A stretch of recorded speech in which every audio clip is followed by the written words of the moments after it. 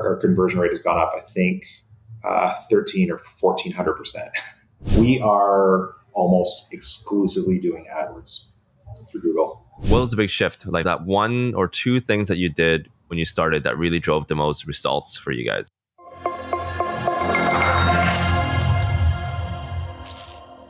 Welcome back to the podcast, Marketing on Mars. This podcast, we basically have very honest conversations with marketing experts. Today, we have Jamie Mcdowell. He's the Chief Marketing Officer, CMO at Signifi Solutions, Inc. Just going through some of your past experience, I'll do a short little intro and then I'll hand it over to you. But Jamie, basically, he started his career in marketing, right? He was a graphics designer, and then he worked at ING, moved over to Scotiabank, so all these kind of big names, and then CIBC, mostly in the banking space, and now he's at Signifi. He's also a very good bass player, is what I've heard. So, Jamie, tell us a little bit about your background in marketing and kind of your story, how you landed at Signifi. I guess, post university, I was a fine arts major, and I always considered my career a bit of an undeclared major. Just started off out of necessity, just looking for a job, and I landed one at ING as a graphic designer.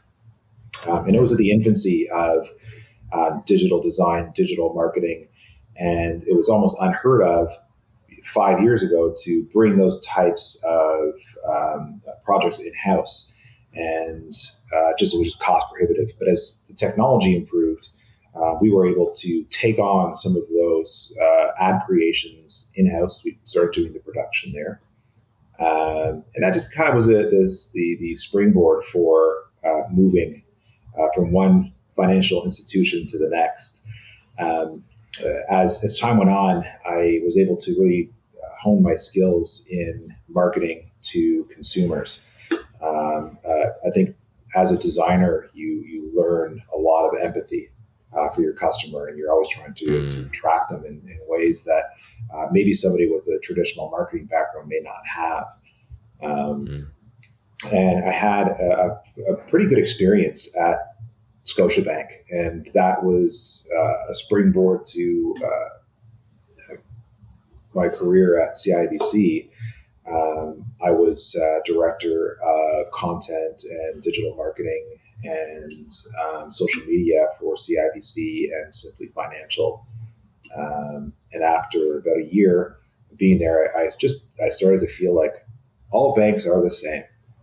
And I was fortunate enough to meet the team over at Signifi, which was at a crossroad for them where they were just starting to see some exponential growth. And I just saw that as such an opportunity to apply the 20 plus years of skills that I had in marketing to something that was a bit of a blank canvas. Yeah. So tell us a little bit about Signifi for those in the audience that are curious about what exactly Signifi does. So Signifi is, in a nutshell, a global innovator in delivering automated retail solutions, IT asset management, and loss prevention hardware and software. So when you're at an airport and you see the coolest vending machines you've ever seen, we create those. We work with our customers to customize them. And what is unique about Signifi is that we do all of the designing, engineering, manufacturing, and software all under one roof. And what that allows us to do is have a net new customer come in and we can work with them in a matter of 6 to 8 weeks. We can have a fully customized solution on the ground, ready to go, which is unheard of in the industry. Wow. So is it mostly just vending machines, or are there other types of kind of payment like technologies as well? We have smart vending. So imagine the nicest vending machine you've ever seen with a big 42-inch touchscreen. And they can be temperature controlled. They're ADA compliant, and then they're integrated into whatever e-commerce system or back-end merchant accounts that you have. And then we have lockers. And those lockers can vend anything from, a hockey stick to a laptop. They can be heated, they can be cooled, they can be used indoors and out. And what that has done for us is allowed us to do BOPIS, which is buy online, pick up in store, satisfying that last mile frustration for a lot of online retailers, where you can purchase something online, go into the store, not wait in line, self-serve your product that you've purchased with either a QR code or a PIN code, and be on your way, and never have to interact with a single human being. Yeah. So obviously, when you're doing a technology like this, I've heard that it's touchless, it's automated payments. I heard a lot of growth happen during COVID for you guys. What are you guys at? Like, can you share some numbers, like revenue numbers or anything to kind of give us a sense, or like machines installed to give us a sense of how large Signifi is currently? So I can say that we were in the low single digits of revenue 2.5 years ago. Okay. And we call it, again, I'm making a second hockey stick reference. We're in hockey stick growth. And when I joined, we were just at that curve. And there was growing pains over the last couple of years. And then supply chain issues were obviously hampering our growth at the very onset of COVID. And now we're starting to see the ripple effect of that again. But we're projecting to reach, 50 million this year would be a conservative estimate for us. Wow. And we're all over the world. We're a global company.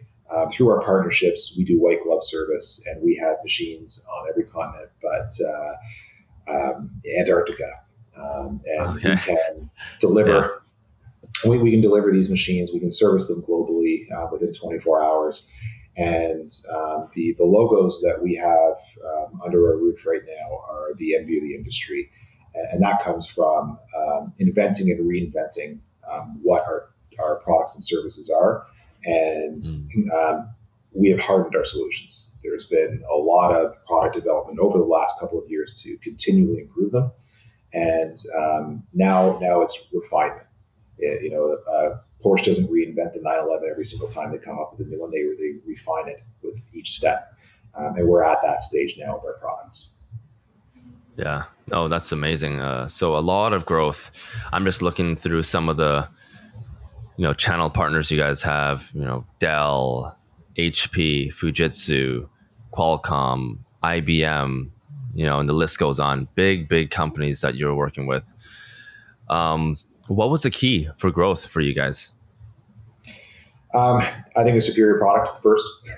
Our product is better than anything else in the market. We're not the cheapest, but we are the best. And, there's a pretty big chasm between a dumb vending machine, like the old coil ones, and what we provide for our customers. Everything that we do is just infinitely better.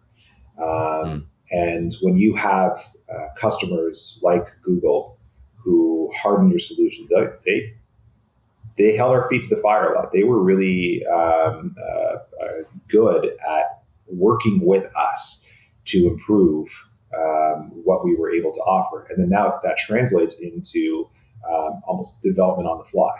And now our solution is so much better than it was even 2 years ago that, when you're in that space and selling through channel partners like Dell and Accenture and the like, you have to be good and you have to be accountable to your products and services. The contracts are 700 pages, and you have to make sure that you are able to put a check mark beside all the things that you promise, from anything from your build of materials all the way down to your service level agreement.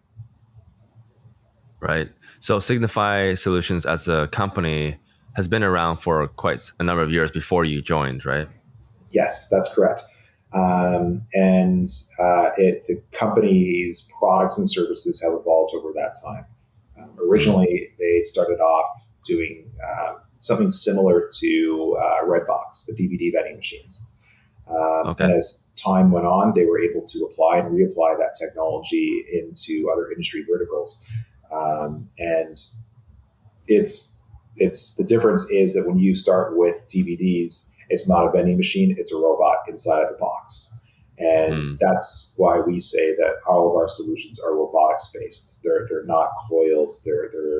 There's a lot of wires on the inside of the machines, and those wires run some pretty robust software to make sure that everything works the way it should.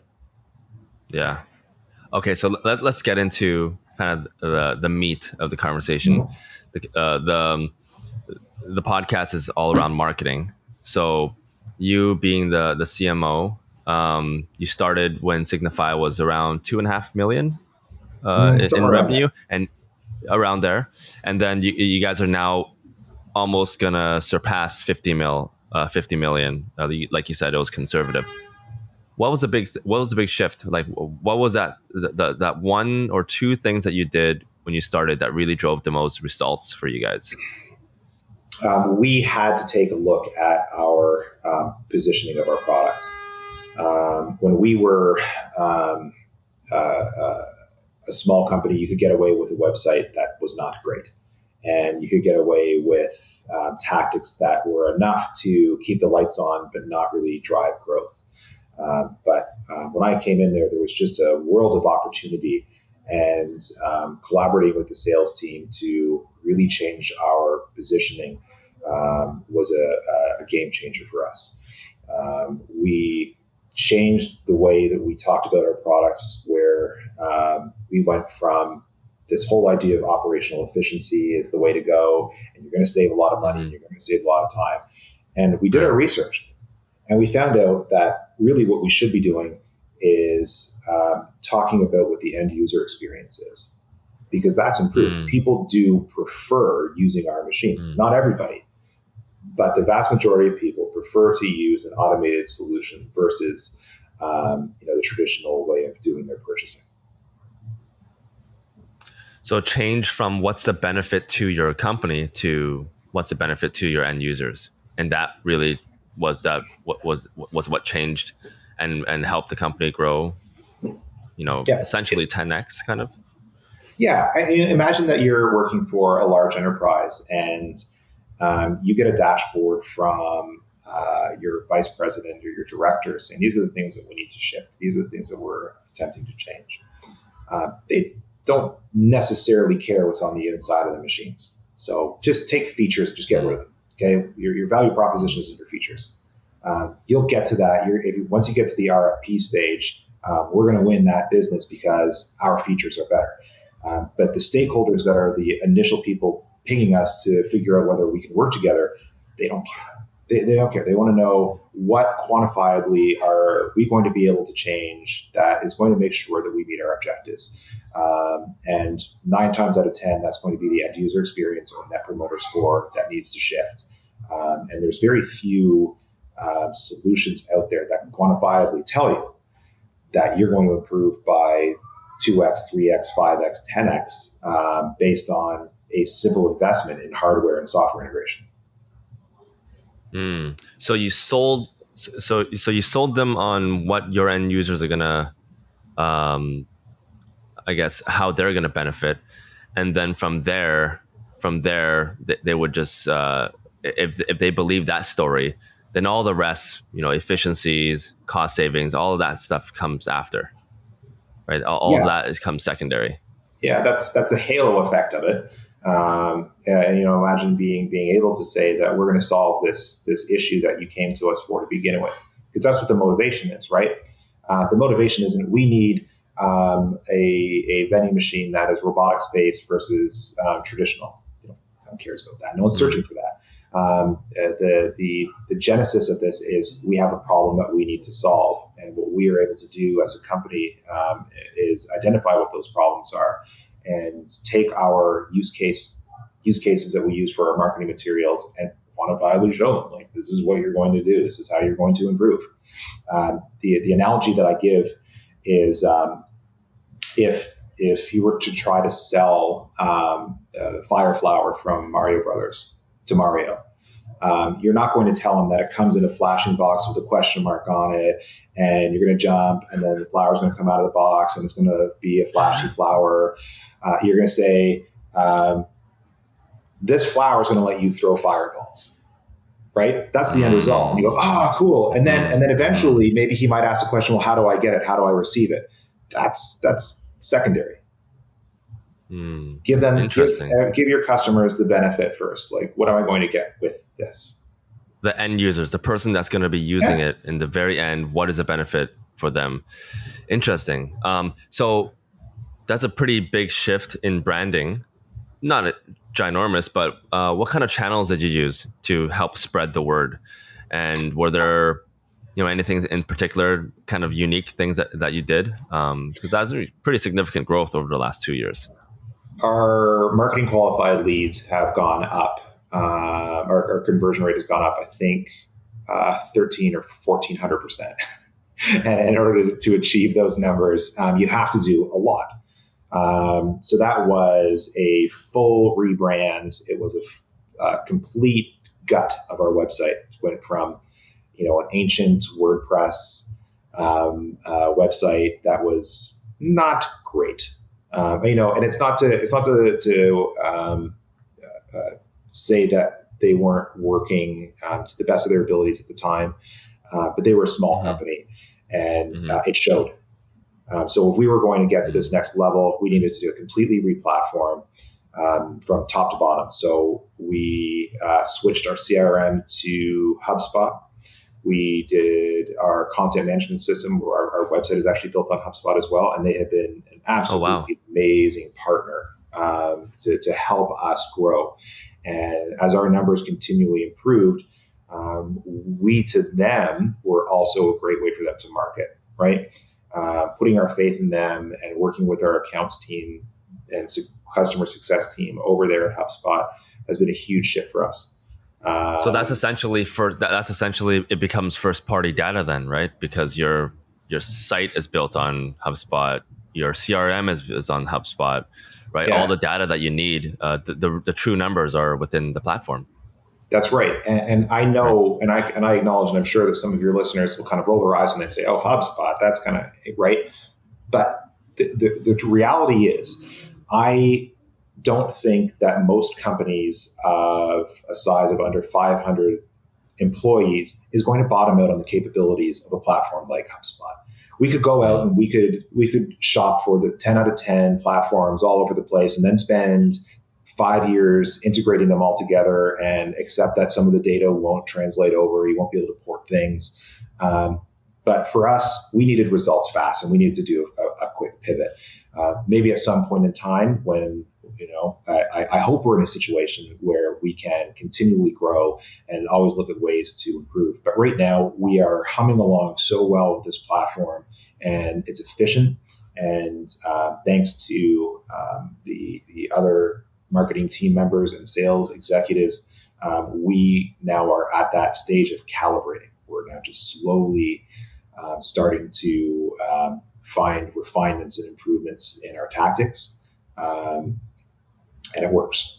We're able to was your focus coming in just to improve, so you improved the branding, you improved a lot of things to help increase conversions, right? Conversions to MQL have increased a lot. Did you also do a lot of top of funnel stuff for brand awareness? Did you change anything there, or did you keep everything the same, but just tweak the conversions to the next level, and that brought in most of the growth for you? We had a order of business to get to. So we had to fix the website. We had to improve our lead gen. We needed to get better customer insights. We needed to get better sales materials to our team. We needed to have a better booth. We had to have more presence in the industry. We needed to do things like podcasts and start talking about our products and services. So that was the first order, right? Now we have a system that's working very well. We have a codified process to bring in leads, and we don't have to spend as much time fixing. We just do small little improvements. And so what that has done is allowed us now to expand our efforts, and you'll start to see a lot of content marketing coming from us quite soon. And that we've done our research. We know what our customers will be interested in. We know what type of meaningful content needs to be created in order to really be part of the conversation of IT asset management, automated retail, loss prevention, because we should have the voice because we are the experts in this now. We're not pretending anymore. And we can mine our own customer data to develop tangible pieces of content that are useful to potential customers. Wow. So when you think towards your marketing channels, your end users is really B2B, right? You're selling to the businesses. So there's MQL. You're probably going through a sales channel as well. When you think at your marketing, your leads channels, right? What are your top channels? We are almost exclusively doing AdWords through Google. We're pretty damn good at it. I can't spill the beans entirely about what our tactics are in this, but we have effectively taken most of the oxygen out of the room when it comes to where we want to be. Wow, that's amazing, and that's not easy to do. It's not easy to do right now, especially it's so competitive. CPC costs are going through the roof. CPA, which means CPA is going high as well. But wow, that's incredible. Any other channels that you find? Not going to dig too much. Any question will just kind of give off the secret sauce to everyone. We use LinkedIn because it's B2B. It's the right channel for us. We keep the lights on Facebook and Instagram and Twitter, but I have to be honest. In my experience, it just doesn't convert, and it's nice to show our third pillar of who we are as individuals and as a company and as a culture. When we have a machine in the field that's kind of cool, we don't mind flexing that, or we win an award. But to try to get somebody who is spinning between cats playing the piano and people's kids eating cupcakes, I don't think they're going to take a pause and you know what? I really want to know more about IT asset management. So we've hit a pause on it, and we don't. Yeah. We're never going to be a household name. I mean, it would be amazing if we did, but we know what the pain points are for our customers, and we're now trying to get not just one step ahead of what are the genesis factors to somebody seeking our products and solutions, right? If I was a real estate agent, for instance, and I was trying to sell a house, well, now you're in a competitive field trying to sell a house by doing, Toronto real estate, Vancouver real estate, number one realtor. What are the life events? What are the trigger events that happen 3 or 4 or 5 months before they do that? And if you understand what those trigger events are and market to those individuals first, to be first in mind, that's how you win. That's the only way I'm going to be able to talk about our specific tactics is being 3 steps ahead. So, what's 3 steps ahead for these companies that are looking for vending machines? Do they even plan 3 steps ahead, or do you just have to get in front of them and tell them the value prop? If they don't have our solution, chances are pretty good they're going to be looking for ways to solve the problem, right? So what is it that I need to improve? Let's say I need to improve my Net Promoter Score. So I'm going to take a holistic approach to this, and I'm going to say, okay, so we need to do X, Y, and Z to increase our Net Promoter Score. We need to make ourselves appear better, perform better, so that our end user thinks that we're great. And then they're going to start researching some of the ways and tactics that they can do that. And for us, we know what those motivations are. And we know what the behaviors are of those potential customers, and we just get in front of them first. So when they look for, they're not looking for automated retail. They're not going to type that in. Yeah. They're going to say, how do I fix this? And so we market to those that are trying to fix this and tell them, well, here's the benefit. People that invest this much into this are going to get this back. And that's what they're looking for. They're looking for an answer. Yeah. And the fact that our solutions are quite turnkey, it's a big deal. Yeah, that's amazing. Well, appreciate you jumping on. Really like the no bullshit focus on the benefits over features. I think I truly believe in that as a marketer myself. So really appreciate you jumping on and sharing all your tips. If our listeners want to learn more about Signifi, what's the best way? Website, LinkedIn, what's the best way? I think our website would probably be the easiest place to go. So that's Signifi, SIGNIFI. Or just send me a message on LinkedIn. I'm usually pretty good at getting back to people. And I remember what it was like at the beginning of my career and trying to get advice. And I think it's a gracious thing to do is to send the elevator back down and give people as much information as they can so that their careers can be successful as well. Amazing. Well, I'm excited to get you on for episode 2 sometimes down the road and seeing also some other crazy achievements that you guys are going to hit. So thank you so much for your time today. I appreciate it.